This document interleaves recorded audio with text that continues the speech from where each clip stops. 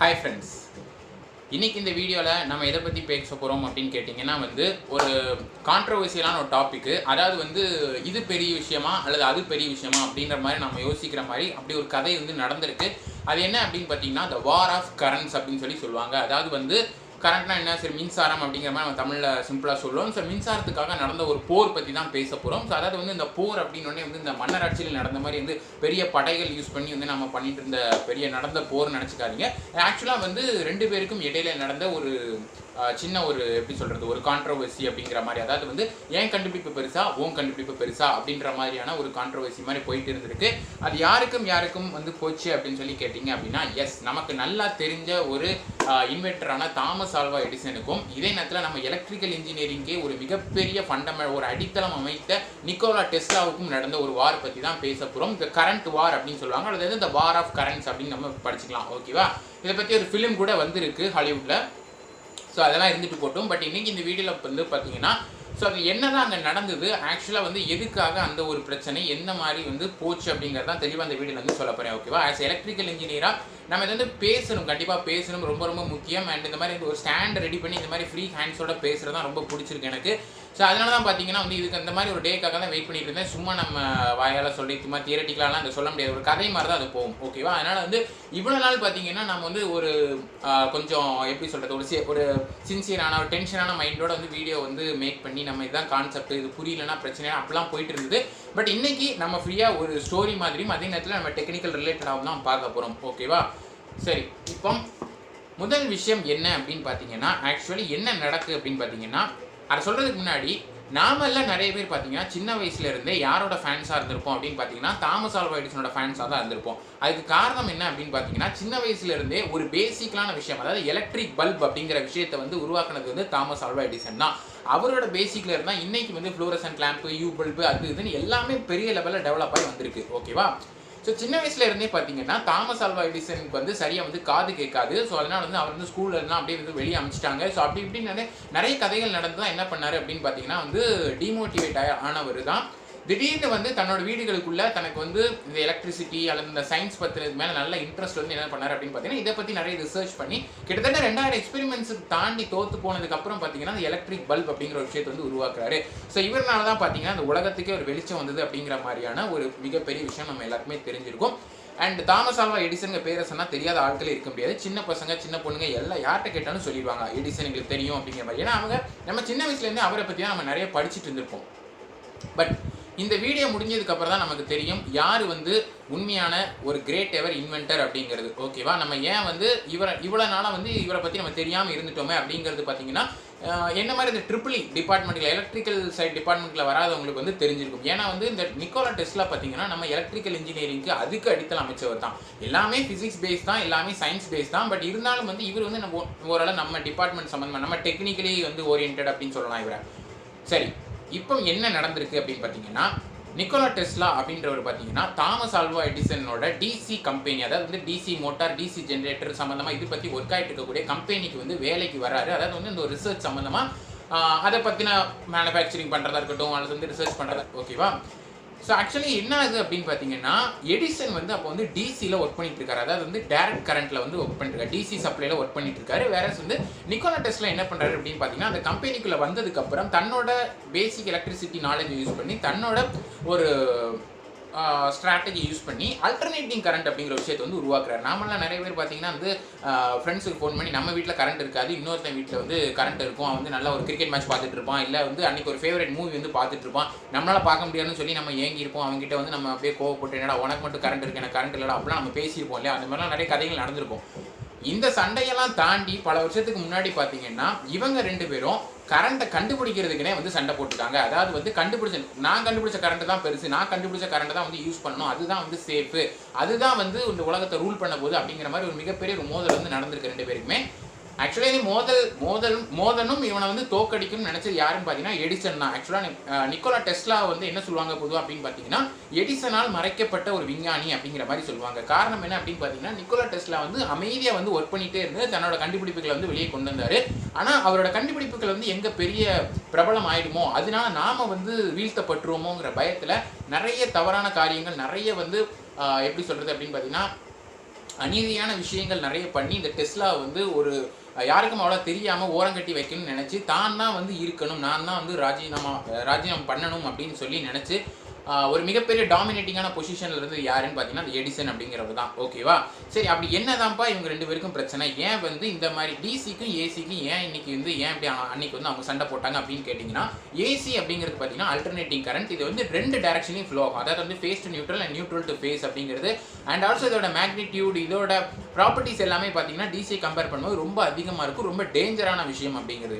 அதனால டெஸ்லா என்ன பண்ணார்? டெஸ்லாக்கு என்ன அப்படின்னு பார்த்தீங்கன்னா, அவரோட கம்பெனி பெரிய லெவலில் டெவலப் பண்ணணும், அவருக்கு வந்து பெரிய லெவலில் போகணும், அதுதான் அவரோட சுயநலமாக இருந்திருக்கு. டெஸ்லாவில் எடிசன் அவரோட கம்பெனி இது பண்ணுங்கிறது. டெஸ்லா வந்து என்ன பண்ணுறாரு அப்படின்னு பார்த்தீங்கன்னா, அவர் வந்து சுயநலவாதி கிடையாது. அவர் வந்து தன்னோட கண்டுபிடிப்புகளை வச்சு மக்களுக்கு வந்து நல்ல ஒரு விதத்துக்கு கொண்டு போகணும் அப்படிங்கிற மாதிரி சொல்லியிருக்காங்க. ஸோ ஐம் சாரி, ஒருத்தருக்கே வந்து சாதகமாக பேசுகிறேன்னு நினைக்காதீங்க. ஆக்சுவலாக வந்து இந்த கதை வந்து அப்படி தான் நடந்திருக்கு. ஓகேவா? அந்த மாதிரி தான் இருந்திருக்காரு எடிசன் அப்படிங்கிறது. ஏன்னா நம்ம நிறைய பேருக்கு தெரியும், என்னடா அது எடிசன் வந்து எலக்ட்ரிக் பல்பை கண்டுபிடிச்சாரு, என் தலைவன் எடிசன் அப்படின்லாம் சொல்கிற அளவுக்கு நம்ம நிறைய கதைகள் சின்ன வயசில் நான் ஸ்கூலில் படிச்சிருக்கேன், அந்த மாதிரிலாம் படிச்சிருக்கேன். பட் டெஸ்லா தான் வந்து டெஸ்லாவை எதிர்த்து தான் எடிசன் இந்த மாதிரிலாம் பண்ணுறாருன்னு சொல்கிறேன் அப்படின்னு மாதிரி நீங்கள் நம்பாமல் இருந்திருக்கலாம். பட் ஆக்சுவலி இந்த கதை தான் நடந்திருக்காங்க. த வார் ஆஃப் கரண்ட்ஸ் அப்படிங்கிறத நடந்த கதை இதுதான். ஸோ ஏசி வந்து ரொம்ப டேஞ்சரானது, டிசி தான் நமக்கு ரொம்ப பாதுகாப்பானதுங்கிறத வந்து ப்ரூவ் பண்ணுறதுக்காக என்ன பண்ணார் அப்படின்னு பார்த்தீங்கன்னா, எடிசன் வந்து மக்களை கூட்டிகிட்டு வந்து சில அனிமல்ஸை சூஸ் பண்ணி ஏசியை வந்து அதோட உடம்புல பாஸ் பண்ணி அது வந்து ரொம்ப ரொம்ப ஒரு எப்படி சொல்கிறது, ரொம்ப பரிதாப ஒரு நிலைக்கு, அதாவது வந்து ரொம்ப துடிச்சு சாகிற அளவுக்கு வந்து ஒரு செட்டப், அதாவது வந்து ஒரு விஷயத்தை வந்து அப்படியே நடத்தி காட்டியிருக்காரு ஓப்பனாக ஒரு பப்ளிக் பிளேஸில் வச்சு. ஸோ இதுலேருந்து நீங்கள் தெரிஞ்சுக்கோங்க ஏசி எவ்வளோ டேஞ்சரானது. ஸோ டெஸ்லா வந்து எல்லாரையும் வந்து ரொம்ப டேஞ்சரான சிச்சுவேஷனுக்கு வந்து கொண்டு போக பார்க்குறாரு அப்படிங்கிற மாதிரியான ப்ரூஃபை யார்கிட்ட காட்டினாரு அப்படின்னு பார்த்தீங்கன்னா மக்கள்கிட்ட காட்டுறாரு. ஸோ இதனால் என்ன ஆகுதுன்னு பார்த்தீங்கன்னா, மக்களுக்கு வந்து டெஸ்லா மேலே ஒரு வெறுப்பு வருது. ஸோ ஏசி வந்து இவர் கண்டுபிடிச்சது ஓகே, பட் ஆனால் இவர் நம்மளை வந்து கொல்ல பார்க்குறாரு, இவரோட சுயநலத்துக்காக நம்ம உயிரை பறிக்க பார்க்குறாருங்கிற ஒரு கெட்ட பேர் வந்து யார் மேலே வருது அப்படின்னு பார்த்தீங்கன்னா டெஸ்லா மேலே வருது. ஓகேவா? ஸோ இதனால் என்ன ஆகுது அப்படின்னு பார்த்தீங்கன்னா, இந்த எடிசன் இவரோட கம்பெனிங்கிறது வந்து கொஞ்சம் டெவலப் ஆக ஆரம்பிக்குது. ஸோ டிசி தான் வந்து பெரிய இது அப்படின்ற மாதிரியான ஒரு விஷயங்கள் வந்து போய்கிட்டு இருக்கு. ஓகேவா? பட் இந்த டெஸ்லா அப்படிங்கிறது எதுக்காக இப்போ ஏசிங்கிறத இம்பார்ட்டன்ஸ் கொண்டு வந்தாங்க அப்படின்னு கேட்டிங்கன்னா, டிசி அப்படிங்கிறத பொதுவாக நம்ம வந்து ஹையர் லெவல் வோல்டேஜுக்கோ அல்லது லோயர் லெவல் வோல்டேஜோ கொண்டு போக முடியாது. இப்போ அந்த டிவைஸ்லாம் வந்துருச்சு, பட் அப்போ நம்ம கொண்டு போக முடியாது. அப்போ கொண்டு போனால் ஒரே வழி என்ன அப்படின்னு பார்த்தீங்கன்னா, டிரான்ஸ்ஃபார்மர் வழியாக கொண்டு போகலாம். ஏன்னா இப்போ நம்ம டிரான்ஸ்மிட் பண்ணுறது எல்லாமே வந்து வெளியில் உள்ள டிரான்ஸ்ஃபார்மர்ஸ் தான். ஸோ டிரான்ஸ்ஃபார்மர் அப்படின்னால டிரான்ஸ்ஃபார்மர்னு சொல்கிறத விட இண்டக்டிவ் காயில், அதாவது வந்து காயில் வழியாக தான் கொண்டு போக முடியும். காயில் வழியாக தான் ஒரு இடத்துலேருந்து இன்னொரு இடத்துக்கு வந்து டிரான்ஸ்மிட் பண்ண முடியும். காயில் வந்து ஒர்க் பண்ணுற பிரின்சிபல் என்ன அப்படின்னு பார்த்தீங்கன்னா வந்து எலக்ட்ரோமேக்னெட்டிக் இண்டக்ஷன். ஓகேவா? இது நம்ம எல்லாருக்குமே பேசிக்கலாக தெரிஞ்ச விஷயம். பட் இந்த எலக்ட்ரோமேக்னெட்டிக் இண்டக்ஷன் படி ஏசியாக இருந்தால் மட்டும்தான் காயில் ஒர்க் ஆகும், டிசியாக இருந்தால் ஒர்க் ஆகாது அப்படிங்கிற ஒரு விஷயம் வந்து டெஸ்லா வந்து முன்வைக்கிறாரு. ஸோ இப்போ இருந்தால் தான் நம்மளால் வந்து ரொம்ப தூரத்துக்கு டிரான்ஸ்மிட் பண்ண முடியும் அப்படின்னு சொல்கிறாங்க. காரணம் என்ன அப்படின்னு பார்த்தீங்கன்னா, டிசி வந்து நமக்கு வந்து ரொம்ப தூரம் நம்ம டிரான்ஸ்மிட் பண்ண முடியாது டிசியை. ஸோ அதனால் வந்து நம்ம ரொம்ப வந்து நம்ம அதிக லெவலில் நம்ம வந்து எக்யூப்மெண்ட்ஸ் யூஸ் பண்ண வேண்டியிருக்கும். லாஸஸ் நமக்கு அதிகமாகும். ஓகேவா? ஏசிங்கிறது வந்து நம்ம ஸ்டோர் பண்ண முடியாதே தவிர நம்ம லாஸ் மோஸ்ட்லி இல்லாமல் நம்ம டிரான்ஸ்மிட் பண்ணிடலாம். பட் அப்போ அந்த காலத்தில் அந்த டிவைஸ் இல்லாதப்போ என்ன பண்ணியிருக்காங்கன்னா, டிசிங்கிறது வந்து பார்த்தீங்கன்னா வந்து நம்ம டிரான்ஸ்மிட் பண்ண முடியாதுங்கிற ஒரே ஒரு காரணத்தை வச்சு டெஸ்லா என்ன பண்ணுறாரு அப்படின்னு பார்த்தீங்கன்னா, இந்த மாதிரியான ஒரு விஷயத்தை வந்து முன்வைக்கிறாரு. ஸோ இப்படி தான் என்ன ஆகுதுன்னு பார்த்தீங்கன்னா, 2 பேருக்குமே கான்ட்ரோவர்சி அப்படிங்கிறது பார்த்தீங்கன்னா ரொம்ப பெரிய லெவலில் வந்து காலங்காலமாக அப்படி நடந்துட்டு இருந்திருக்கு. அப்போ கடைசியாக என்னாச்சு அப்படின்னு பார்த்தீங்கன்னா, கிட்டத்தட்ட வந்து டெஸ்லா வந்து என்ன பண்ணுறாரு அப்படின்னு பார்த்தீங்கன்னா, ஸோ இந்த எடிசனோட கம்பெனியில் உள்ளவங்க எல்லாருமே பார்த்தீங்கன்னா ஒரு காலத்துக்கு அப்புறம் வந்து பார்த்தீங்கன்னா டெஸ்லாவோட கண்டுபிடிப்புகளை வந்து மதிக்கிறாங்க. டெஸ்லா வந்து அவங்க வந்து எடிசனை ஒதுக்கிட்டு டெஸ்லா வந்து அவங்க வந்து ஒரு ரெஸ்பெக்ட் பண்ண ஆரம்பிக்கிறாங்க. அவரோட கண்டுபிடிப்புகள் தான் வந்து ஃபியூச்சரை வந்து ரூல் பண்ண போகுது. ஃபியூச்சரில் வந்து இந்த ஏசி இல்லாமல் நம்மளால் இருக்க முடியாது. ஸோ டேஞ்சராக இருந்தாலும் நம்ம சேஃப்டி பர்பஸோட அந்த ஏசியை நம்ம யூஸ் பண்ணணும் அப்படிங்கிற அது வந்து அவங்களுக்கு அந்த மைண்ட் செட் புரியுது. அப்போ தான் புரிய வருது. ஸோ அவர் சொன்னதான் சரி அப்படிங்கிறத வந்து அவங்க அவனுக்கு புரிஞ்சுக்கிறாங்க. ஸோ அதனால் டெஸ்லா வந்து அவரோட கண்டுபிடிப்புகளை வந்து வரவேற்கிறாங்க. ஸோ அதனால் என்ன ஆகுது அப்படின்னு பார்த்தீங்கன்னா, இவரோட கம்பெனிக்குள்ளேயே பார்த்தீங்கன்னா ஒரு அவங்களுக்குள்ளே ஒரு கான்ட்ரவர்சி உருவாகுது. ஸோ டிசி என்னதான் தேவை இருந்தாலும் ஏசி நமக்கு வேணும் அப்படிங்கிற மாதிரி. ஸோ அதனால் வந்து என்ன ஆகுது அப்படின்னு பார்த்தீங்கன்னா, இந்த ஒரு வார் அப்படிங்கிறது பார்த்தீங்கன்னா கிட்டத்தட்ட வந்து டெஸ்லா வின் பண்ணுற ஒரு கதையாகவே தான் முடியுது. ஓகேவா? எடிசன் வந்து தோல்வி அடைகிறாரு அப்படின்னு சொல்லிட முடியாது. பட் டாமினேட் பண்ணது யார் அப்படின்னு பார்த்தீங்கன்னா டெஸ்லா அப்படிங்கிறது தான். ஓகேவா? இதில் யாருப்பா வின் பண்ணா யாருப்பா தோற்று போனா அப்படின்னு சொல்லி என்கிட்ட கேட்டிங்கன்னா, டெக்னிக்கலாக 2 பேருமே வின் பண்ணிட்டாங்க அப்படின்னு தான் நான் சொல்லுவேன். ஏன் அப்படின்னு கேட்டிங்கன்னா, இன்றைக்கி வந்து நாம் டிசி இல்லாமல் நம்மளால் இருக்க முடியாது, ஏசி இல்லாமல் இருக்க முடியாது இல்லையா? ஸோ நீங்கள் ஏசி இல்லாமல் தான் என்ன தான் வந்து டிரான்ஸ்மிட் பண்ணிக்கிட்டு இருந்தாலும் எல்லாமே பார்த்தீங்கன்னா ஏசி சப்ளை தான் நம்ம யூஸ் பண்ணிட்டு இருக்கோம். இன்றைக்கி ஆக்சுவலாக வந்து நம்ம சப்ளைலேருந்து எடுக்கிறது ப்ளக் பாயிண்ட் எல்லாத்தையும் சப்ளைலேருந்து எடுக்கிறது வேணால் ஏசியாக இருக்கலாமே தவிர, ஒரு மிக்சராக இருந்தாலும் அல்லது ஏதாவது எலக்ட்ரானிக் டிவைஸாக இருந்தால் ரெக்டிஃபைர் யூஸ் பண்ணி ஏசியை டிசியாக மாற்றி தான் நம்ம நீங்கள் ஒர்க் பண்ணிட்டு இருக்கோம். டேரெக்டாக ஏசி ஒர்க் பண்ணிங்கன்னா ஃபுல்லாக டேமேஜ் ஆகிடும். கரெக்டாக அது புரியுதா? அது மாதிரி வந்து இன்றைக்கி ஒரு பவர் கட் ஆகிடுச்சு அப்படின்னு சொன்னால் நம்ம இன்வெர்ட்டருங்கிறத யூஸ் பண்ணி தான் நம்ம இன்றைக்கி வந்து வீட்டில் வந்து நம்ம பவர் சப்ளை எடுத்து நம்ம திரும்ப ஃபேனு லைட்லாம் யூஸ் பண்ணிட்டு இருக்கோம். அந்த இன்வெர்ட்டரில் வந்து எப்படி ஸ்டோர் பண்ணி வைக்கிறோம்? டிசியாக மாற்றி தான் ஸ்டோர் பண்ணி வைக்கிறோம். டிசியை தான் ஸ்டோர் பண்ண முடியும், ஏசி ஸ்டோர் பண்ண முடியாது நம்மளால்.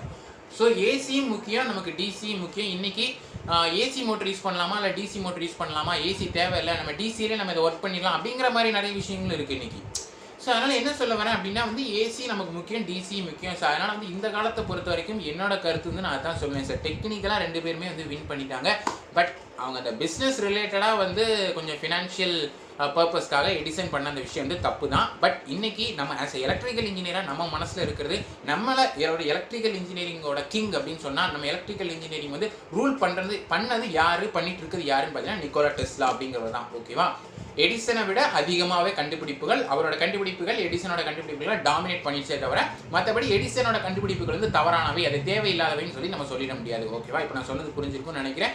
ஏன் அப்படின்னு கேட்டிங்கன்னா, ஃபார் எக்ஸாம்பிள் நம்ம என்ன சொல்லலாம் அப்படின்னு கேட்டிங்கன்னா, சிம்பிளாக சொல்கிறதா இருந்தால் ஒரு இந்தியன் கிரிக்கெட் டீம் இருக்குன்னு வச்சுக்கோங்களேன். நம்ம வழிக்கு நம்ம வருவோம். ஸோ கோலி, டோனி இருக்காங்க. ஸோ கோலியோட ஃபேன்ஸ் நிறைய பேர் இருப்பாங்க, டோனி ஃபேன்ஸ் இருப்பாங்க. அவங்களுக்கு ஹேட்டர்ஸ் அப்படிங்கிறது இருப்பாங்க. டோனிங்கிறது பார்த்தீங்கன்னா பெரிய ஃபினிஷர் அவர். ஆனால் கோலிங்கிறது பார்த்தீங்கன்னா நிறைய ரன் மிஷின் அப்படின்னு சொல்லி சொல்லுவாங்க. அதுக்காக வந்து கோலி பெஸ்ட்டா டோனி பெஸ்ட்டா அப்படின்னு உங்கள்கிட்ட கேள்வி கேட்டால் நீங்கள் என்ன சொல்வீங்க? பொதுவாக டோனி ஃபேன்ஸாக தான் டோனி சொல்லுவாங்க, கோலி ஃபேன்ஸாக இருந்தால் கோலி சொல்லுவாங்க. ஆனால் ஆக்சுவலாக நம்ம என்ன சொல்லணும் அப்படின்னு கேட்டிங்கன்னா, both are best in their own way அப்படின்னு தான் நம்ம சொல்லணும். அதுதான் சரியான வார்த்தை. காரணம் என்னன்னா, 2 பேருக்குமே 2 விதமான வித்தியாசமான திறமைகள் இருக்குது. 2 பேரும் இவர் கேப்டன்சியில் அதிகமாக நிறைய வின் பண்ணியிருக்காரு. அவர் ஒரு ரன் மிஷினாக நிறைய ரன் அடிச்சிருக்காரு. இன்றைக்கி நிறைய ரெக்கார்டை பிரேக் பண்ணிட்டு இருக்காரு.